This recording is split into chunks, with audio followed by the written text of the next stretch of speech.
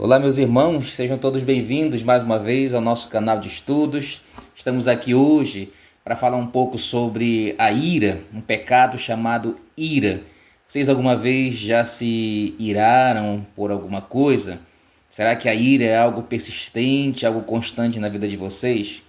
É interessante, irmãos, que algumas pessoas elas classificam a ira em relação ali ao temperamento, afirmando que são pessoas coléricas e usam isso, né, como motivo de glória e de respaldo para esse pecado.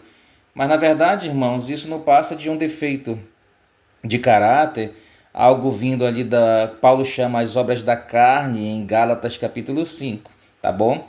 A questão, irmãos, é que a Bíblia nos ensina o seguinte, Efésios 4:26, Paulo diz: irai-vos e não pequeis. É interessante quando a gente observa isso, surge logo a questão: será que eu posso me irar e não pecar? Irmãos, ninguém está livre de ficar irado. A Bíblia diz que o próprio Deus ele se ira. Em Romanos 1:18, Paulo disse que a ira de Deus vem contra toda a injustiça dos homens. E o próprio Senhor, ele recomenda: não se ponha o sol sobre a vossa ira. Poderíamos mencionar vários outros textos, irmãos, que mostram ali o fato de que você ficar irado nem sempre é algo pecaminoso. Devemos observar a motivação. Quando Jesus, por exemplo, expulsou os cambistas lá do templo, ele fez aquilo ali indignado, irado. Por quê? Porque era necessário ele guardar algo santo, preservar algo que Deus havia ali instruído. Esse tipo de ira, irmãos, muitas vezes é necessário em determinada situação. Mas é aquela ira que leva a pessoa a agir em favor da verdade, em favor do amor, em favor da justiça, em favor de Deus, de algo que Deus realmente está ali direcionando. E quando não é feito, quando é descumprido aquilo que Deus quer, nós precisamos nos levantar contra. E isso Jesus Cristo demonstrou através da ira, expulsando os cambistas, virando as mesas e tudo. Então, olha só, a motivação é: a ira que não é pecaminosa é aquela que nunca é em defesa própria, tá? Nunca quando eu procuro defender, me auto-justificar, mas quando eu olho para a palavra, quando eu olho para a vontade do Senhor Deus. Tanto é que Tiago, lá no capítulo 1, versículo 20, ele diz que a ira do homem ela não produz a justiça de Deus. Ou seja, a ira do homem, a nossa ira, não é um instrumento de justiça. Ela deve sim levar o homem a buscar a justiça de Deus. Porque quando o homem faz ali a justiça própria, ele cai em ira. E assim ele acaba pecando. Por isso, nós não somos justiceiros. Porque é deixar a ira dominar o nosso coração e tentando nos justificar de que aquilo é certo. Interessante, irmãos, que um grande exemplo, se nossos filhos eles nos desobedecem, a gente acha que é justo gritar com eles, brigar, ficar irado. Alguns até se iram contra os seus irmãos porque se acham que têm o direito de se irar, tá? Só porque os outros não fazem ali o que eles querem. Então, irmãos, é interessante que quando acontece isso, a gente cria uma ferida, tá? E as cicatrizes que ficam na alma daqueles que foram vítimas da nossa ira pode durar a vida toda dessa pessoa. E muitos nunca superam, nunca se aliviam disso. Muitos filhos, porém, odeiam seus pais hoje em dia, por quê? Porque eles não conseguem perdoar os seus pais porque eles foram vítimas de acesso de ira, acesso de raiva. Casamentos hoje, irmãos, eles se acabam porque um dos cônjuges não conseguia se controlar, não conseguia ali manter a calma, não conseguia manter o padrão, aquele padrão que é um princípio bíblico que o Senhor ensina de que os mansos vão herdar a terra. E quanto os iracundos, eles são passíveis ali do inferno. O próprio autor de Provérbios diz que nós não podemos nos associar, ficar na companhia de pessoas iracundas, senão nós vamos nos dar mal também. Então, nós não podemos tratar a ira como um pecado sem valor. Quando alguém tem que usar grito para se ouvir, para fazer a sua justiça, essa pessoa já perdeu o direito de falar. Jesus ensina: aprendei de mim, que sou manso e humilde de coração. Muitas pessoas, irmãos, justificam ali a sua ira pensando que elas têm boas intenções no seu coração. Mas a questão é, será que pode vir algo bom do nosso coração? A Bíblia diz, irmãos, que o coração é enganoso, ele é perverso, ele é corrupto. Jeremias capítulo 17 nos diz isso. E é desse coração que surgem o que Jesus ensina: os homicídios, os adultérios, a maledicência.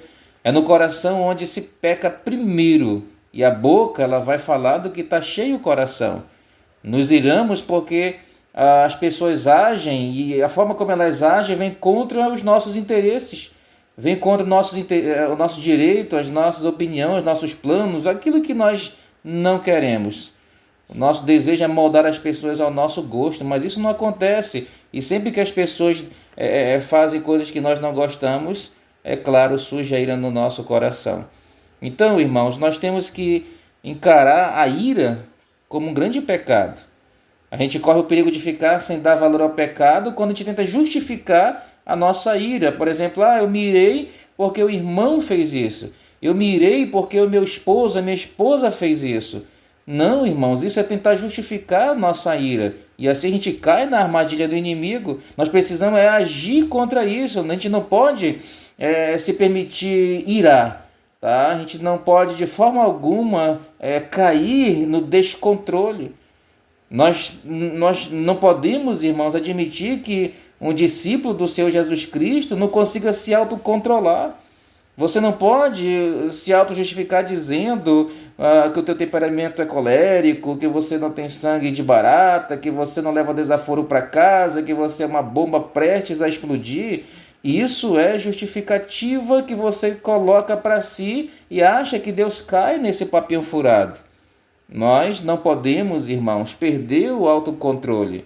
E é por isso que o Espírito Santo ele está em nós. Um dos frutos do Espírito é o quê? É o domínio próprio, é o autocontrole. Lembra que Jesus transformou Moisés, um cara ali que tinha o sangue fervendo, né? Moisés demonstrava ali um temperamento que não levava desaforo para casa, tanto é que ele foi um assassino. Então o próprio Cristo transformou Moisés, ali o próprio Deus transformou Moisés, que foi um assassino, num homem mais manso, mais do que todos os homens, a Bíblia nos ensina. Agora a questão é, será que ele não vai fazer isso conosco também? Irmãos, o caminho é sempre o mesmo, é olhar para Cristo, é olhar para a cruz. O apóstolo Paulo ele diz, eu estou crucificado com Cristo, não vivo mais eu, mas Cristo vive em mim. A questão é, Cristo vive em você? Se Cristo vive em nós, irmãos, é claro que nós demonstraremos no decorrer da nossa vida a mansidão e a humildade.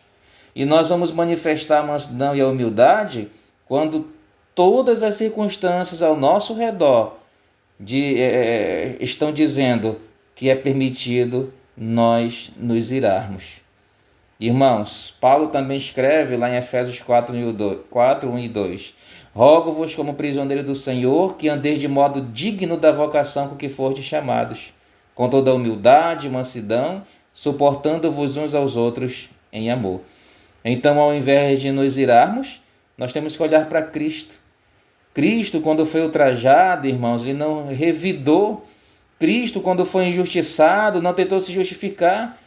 Ele mesmo foi como ovelha muda perante os seus tosqueadores, irmãos.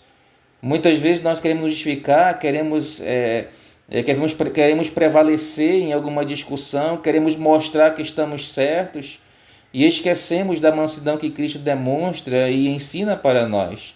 Paulo ensina na carta aos Coríntios que, se for necessário, pelo bem do corpo, ou seja, pelo bem da igreja, eu preciso até mesmo, irmãos, acatar, aceitar, viver a injustiça. E isso tudo aplicando, nós vamos observar que a ira, ela pode ser vencida por todos nós, desde que apliquemos a palavra do Senhor. Portanto, meus amados irmãos, essa é a meditação de hoje. Que Deus esteja abençoando ricamente a cada um de vocês, abençoando a todos aqueles que estão assistindo esse vídeo. Não esqueça de curtir aí, de compartilhar, para que mais pessoas possam ouvir essa breve meditação sobre a ira. Que Deus esteja abençoando a todos vocês, abençoando aqueles que realmente procuram estar aprendendo mais da palavra do Senhor.